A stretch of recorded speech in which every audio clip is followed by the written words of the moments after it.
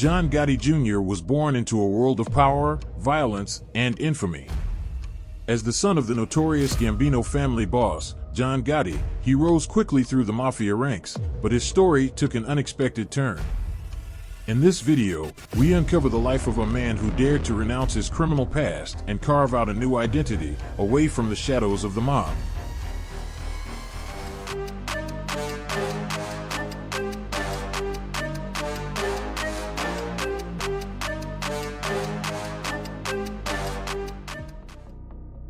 John Angelo Gotti, better known as John Jr. Gotti, stepped into the underworld in 1988, embracing the legacy of his notorious father, John Gotti Sr., a formidable figure in organized crime.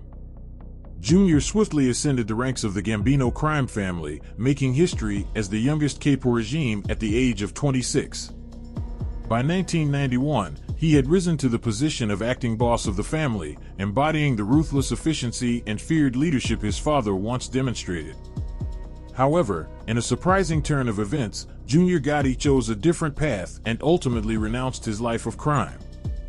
Decades have passed since John Gotti Sr.'s incarceration and subsequent demise, yet his name continues to evoke a sense of dread and fascination among those familiar with the mafia's dark tales.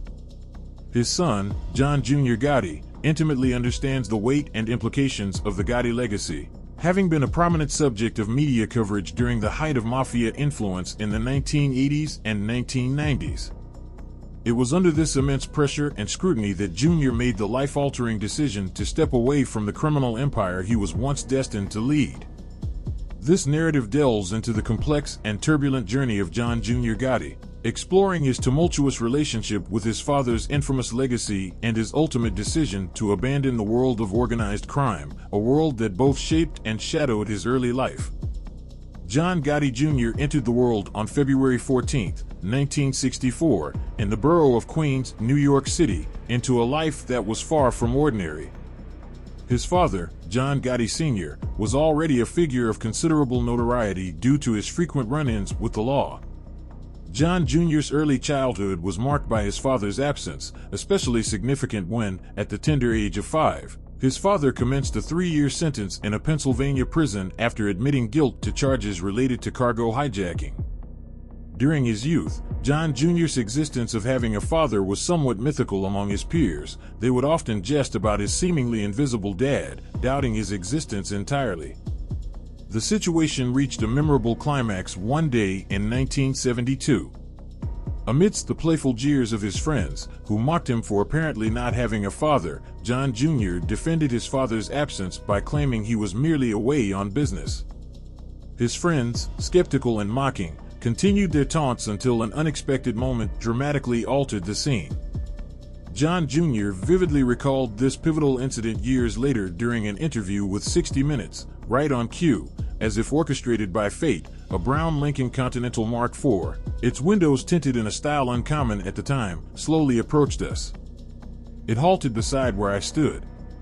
As the window lowered, I pointed and said, "There's my father." The surprise among my friends was palpable. He then asked, "Where's the house?" A moment that underscored the disconnection between us, as he was unsure of where we lived. I directed him, "The second house, at the corner with the green awning, Dad. I'll see you over there." This event not only silenced his doubters, but also starkly highlighted the unusual and strained relationship between father and son, shaped profoundly by the elder Gotti's criminal undertakings and consequent absences. Merely 3 years following his release, John Gotti Sr. found himself once again confined within the prison walls, this time serving a 2-year sentence for attempted manslaughter. Throughout these recurring separations, John Gotti Jr. harbored deep affection for his father, yet he was acutely aware that the allure of the mob lifestyle was his father's priority, overshadowing family commitments. John Jr. reflected on his father's deep engagement with his mob life, noting, "There was nothing about it he didn't relish. My father was devoted to that life around the clock," he once explained. To him, family was secondary to his commitments to the mob. He reveled in the code of the underworld, thrived on the constant activity, and relished the inherent risks. This life of activity often translated into overt violence. A vivid instance occurred on May 18, 1980. John Jr., then 16, experienced a traumatic event when a neighbor, driving through their neighborhood, tragically struck and killed his 12-year-old brother Frankie, who was bicycling near their home. In public, John Gotti Sr. maintained a stoic facade, rarely displaying his emotional turmoil over such family tragedies. However, the private grief he felt was profound.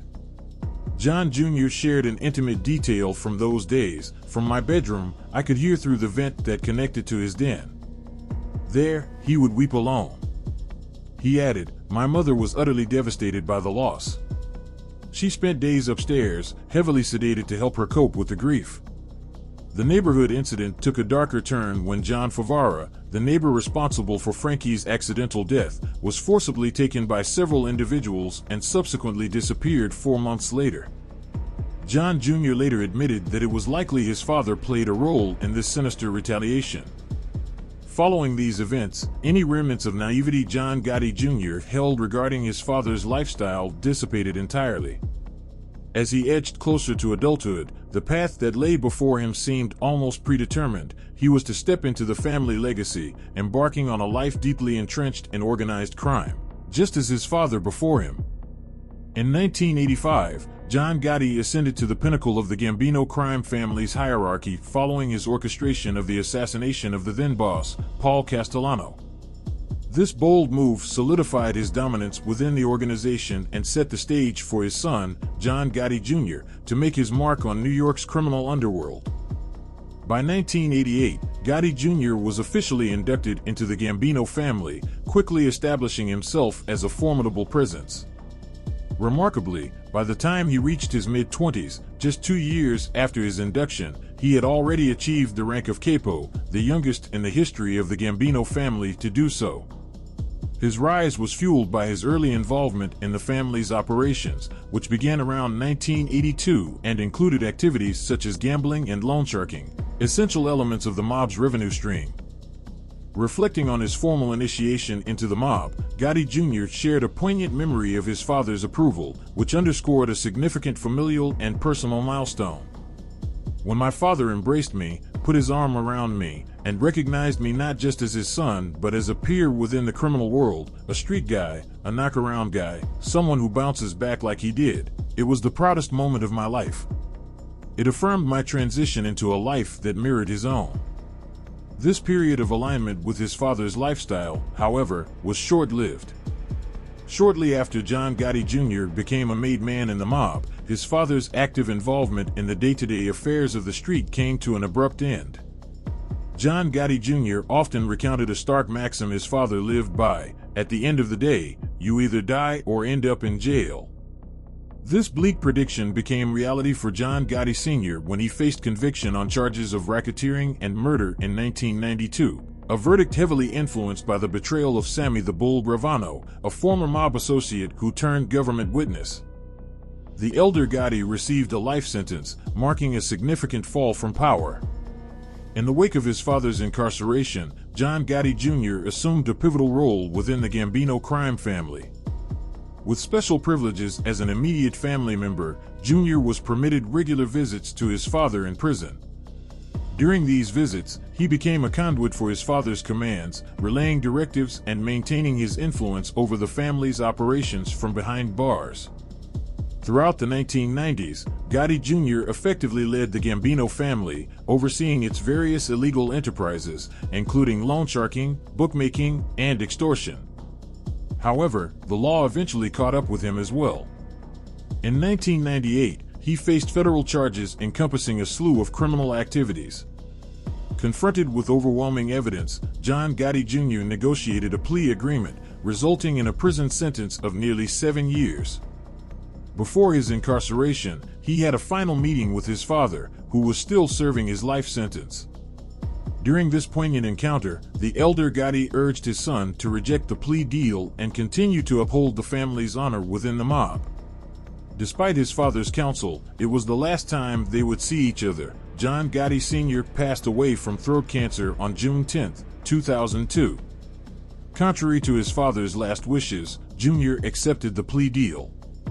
This decision marked the beginning of his lengthy journey to disentangle himself from the underworld, a life into which he had been born and thrust by circumstance and lineage.